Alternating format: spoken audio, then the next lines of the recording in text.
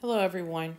In this video, we're going to discuss the Salmen Discipline Ladder for Classroom Managed Issues, also known as teacher or classroom managed behavior versus office managed behavior. First, let's discuss the purpose of classroom management. The purpose of management in the classroom is to establish and sustain an orderly environment for students, create opportunities for meaningful academic learning, and foster social and emotional growth. The purpose is also to reduce negative behaviors and increase the amount of time that you're actually spending on the lesson. Create an organized and functional environment for teachers and students. Be time efficient and ensure learning time is always prioritized. Make sure students are focused, motivated, and productive. Promote an inclusive environment that works for all ability levels.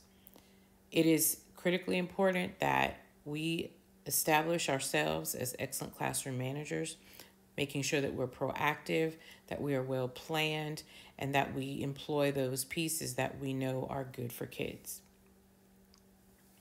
As administration, we want your authority to be established in your classroom. This discipline ladder is a process to ensure that you, the teacher, are able to establish order in your class so that learning can occur.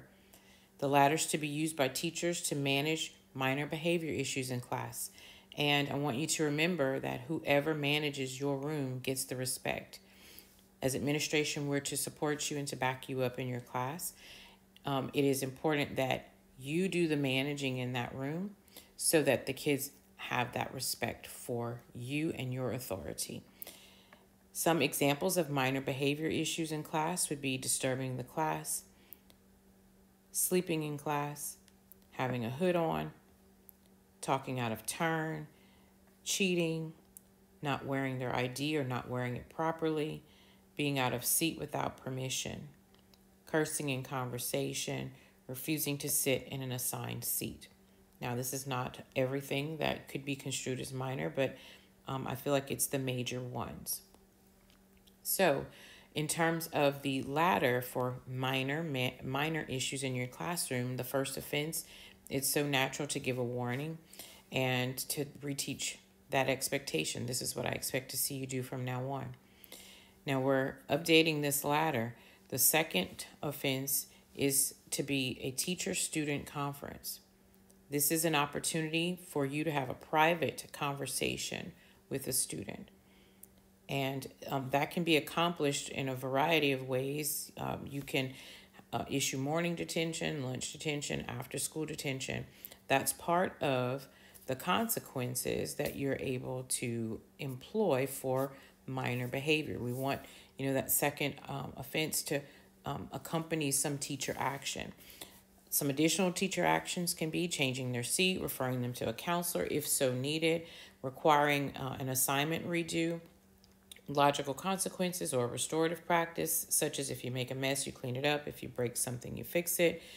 Loss of classroom privilege. One of my main loss of classroom privileges that I had as a teacher, I was one-to-one. We had laptops for every student. If a student wasn't following my directions, if they were going to a website they weren't supposed to be on, I removed them from being able to access anything online. They had to put their laptop away, and I had paper copies of whatever activities we were doing in the class. And again, I said here earlier, teacher-led morning, lunch, or after-school detention. Great opportunity to have that one-on-one conversation with the student to encourage a behavior change. So the third offense would be where you will document the parent contact. Remember to document that in JCampus as well under the call log. And for the second step, for the conversation you're having with the student, you can use the contact log for that also to document.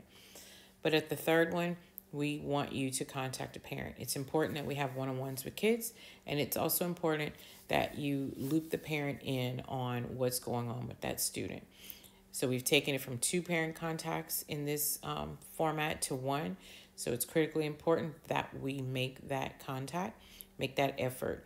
I am aware of the fact that sometimes a parent is unreachable, but that, then you proceed with the rest of this ladder if you're not able to reach that parent. But document that in JCampus, and please make an absolute valid attempt to reach that parent. You can send an email, you can call, send a note home, whatever. Try to send a note home. I know sometimes students will maybe not give that note to the teacher, to their parent, excuse me. So make a valid attempt to make a parent contact.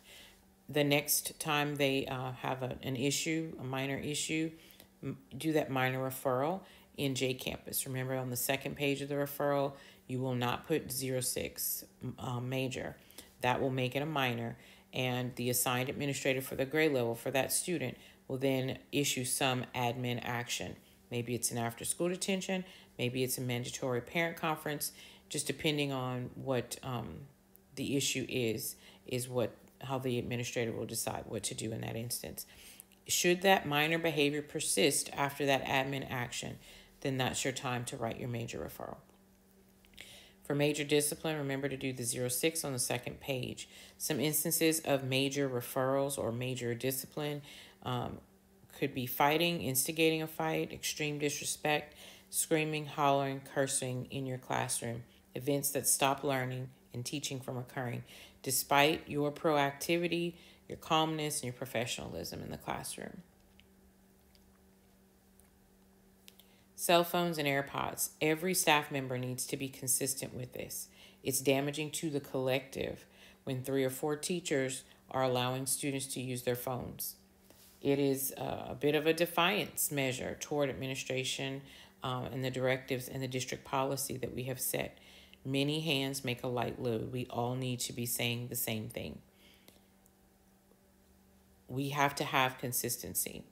And so we're going to be watching for this especially carefully in the second semester.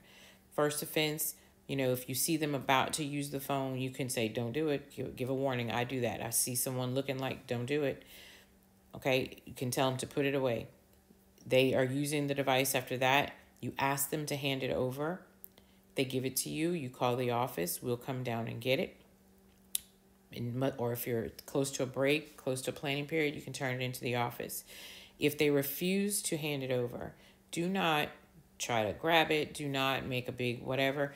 Just buzz the office for an administrator to come down or email Mr. Thieville if they're 9th grade, Coach Shooter and Coach Jones if they're 10th and 11th, and if they're 12th graders, Mr. Garibald. Cell phone violations need to be dealt with the same day of the incident. So be sure to properly notify an administrator if you encounter a student who's committing a cell phone violation. It's a major offense, so that would be a 06, and you would just write that up in J Campus. Hallway issues. If you see a student in the hallway that's not your student, and they're giving some kind of a discipline issue in the hall, email administration with the details, the student name, the time, a description of the student if they're not giving you their identification, and a description of the incident. Tardy any hour but first hour. Admin should be in the hallways during transitions. Every now and then something happens and we may miss a transition. In that instance, just email Coach Jones and he will issue a detention to the student. You can CC Mr. Garibald. No ID any hour but first hour. Email Coach Jones and CC Mr. Garibald as well. Coach Jones will also put that in and he will enter or issue an after-school detention for that student. Okay, well, thank you for watching. I hope that there is some clarity around our discipline ladder. I hope you've made note of the updated or the change that we've made to the ladder where we removed one parent conference and entered in a student-teacher conference. And that, again, is for minor classroom behaviors. It's always a good practice, even if you do have something that is considered major in the classroom, it is good practice to reach out to a parent because we do want to work with the parent to get the student behavior back on track. At the end of the day, I want you to know that I appreciate what you do. Teaching is not an easy job, but it is a rewarding one. And I thank you for all that you do for the students at Salmen High School.